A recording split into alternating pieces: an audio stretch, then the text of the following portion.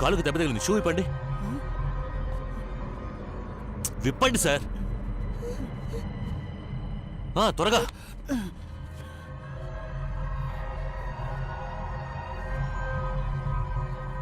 బాబు, తుపాకీ రెడీగా పెట్టుకో. మామ, కాలు మీద పంటి కాటు ఏదైనా ఉంటే కాల్చొద్దురా.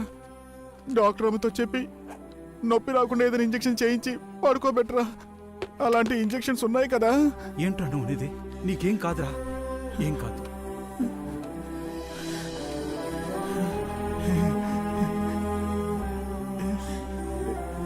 జస్ట్ మిస్ మావా.